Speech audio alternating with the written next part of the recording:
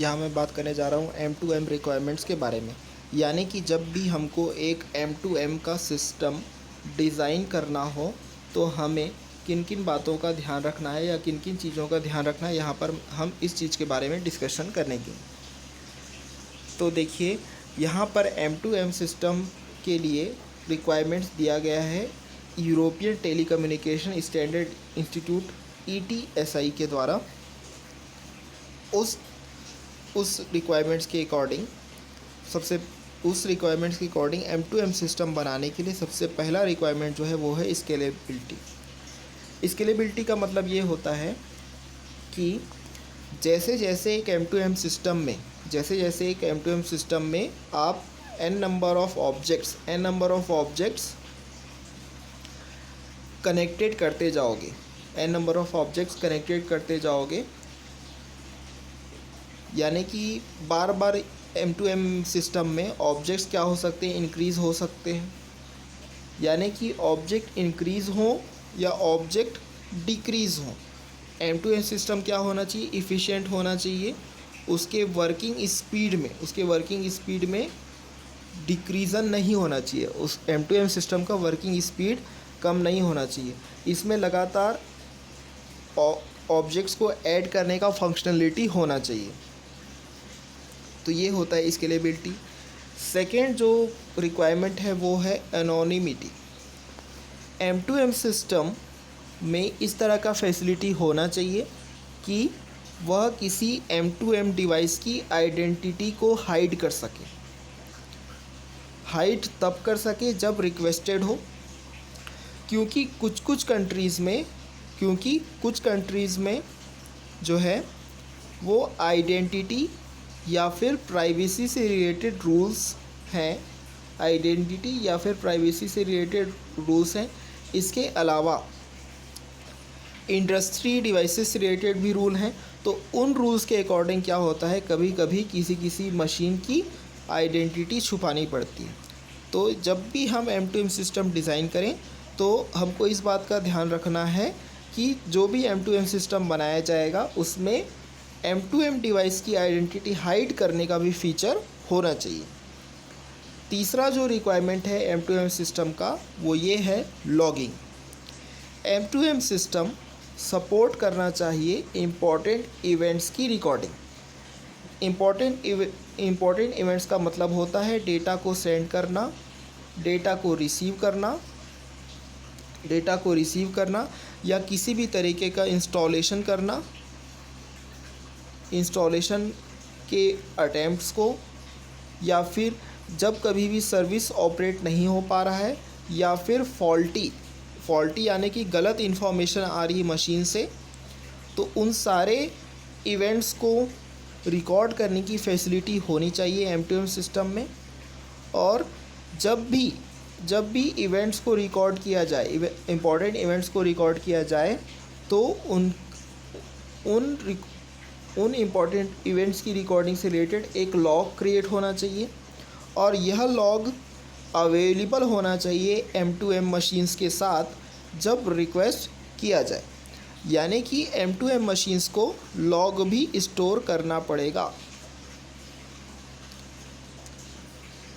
Next है M2M application communication principle. M2M system में enable होना चाहिए कम्युनिकेशन M2M एप्लीकेशंस के बीच में। और यह M2M एप्लीकेशंस क्या होते हैं, नेटवर्क से कनेक्टेड होते हैं या फिर M2M डिवाइस या गेटवे जो यूज़ करते हैं कम्युनिकेशन टेक्निक्स का, जैसे कि SMS, IP कनेक्टेड डिवाइसेस। और ये एबल होने चाहिए कम्युनिकेट करने के साथ एक दूसरे के साथ एक पीयर टू पीयर मैनर में। यानी कि जब भी हम एक M2M एप्लीकेशन डिज़ाइन करें तो जब भी हम एक M2M एप्लीकेशन डिज़ाइन करें या M2M सिस्टम डिज़ाइन करें तो M2M सिस्टम्स में ऐसा फंक्शन होना चाहिए कि वो M2M एप्लीकेशन से भी कम्युनिकेट कर सके।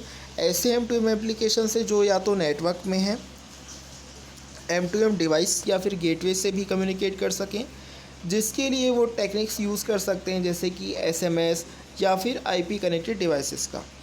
और इनमें जो कम्युनिकेशन होना चाहिए वो पीयर टू पीयर मैनर में भी होना चाहिए। नेक्स्ट है delivery method. M2M system support करना चाहिए यूनिकास्ट, एनीकास्ट, मल्टीकास्ट और ब्रॉडकास्ट को। ये सारे क्या हैं? ये सारे कम्युनिकेशन मोड्स हैं जिसमें ब्रॉडकास्ट को रिप्लेस किया गया है मल्टीकास्ट या फिर एनीकास्ट को जहाँ पर पॉसिबल हो। अब ब्रॉडकास्ट को मल्टीकास्ट या फिर एनीकास्ट से इसलिए रिप्लेस किया जाता है कि कुछ कम्युनिकेशन नेटवर्क में हमारे पास हमको मिनिमाइज़ करना होता है लोड, तो उस केस में ब्रॉडकास्ट को मल्टीकास्ट या फिर एनीकास्ट से रिप्लेस किया जाना चाहिए जहाँ पर पॉसिबल हो। यानी कि एक M2M सिस्टम जो डिज़ाइन किया जाएगा उसमें यूनिकास्ट, एनीकास्ट, मल्टीकास्ट और ब्रॉडकास्ट ये सारे कम्युनिकेशन मोड्स सपोर्ट करने चाहिए। नेक्स्ट है message transmission scheduling. M2M system को कंट्रोल करना होता है नेटवर्क एक्सेस और मैसेजिंग शेड्यूल। मैसेजिंग शेड्यूल का मतलब ये होता है कि यदि हम कोई इम्पोर्टेंट मैसेज कर रहे हैं या फिर तो जो इम्पोर्टेंट मैसेज हो सकता है वो दो तरीके से भेजा जा सकता है, या तो इंस्टेंटली भेजा जा सकता है या फिर शेड्यूल करके भेजा जा सकता है।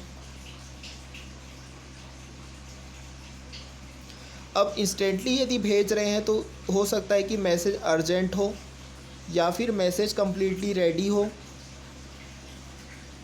और यदि हम बोलते हैं कि शेड्यूल तब करना होता है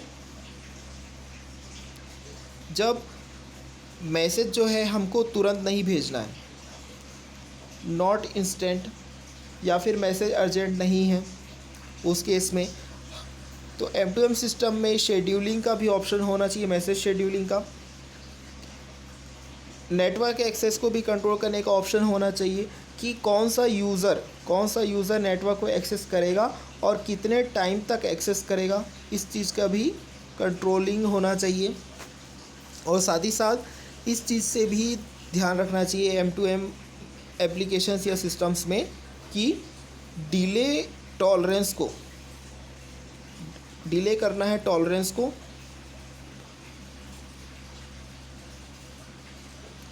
यानी कि शेड्यूलिंग में यदि कोई डिले हो रहा है तो उस चीज़ को कैसे टॉलरेट करना है, यह भी M2M सिस्टम के डिज़ाइनिंग के समय देखना पड़ता है।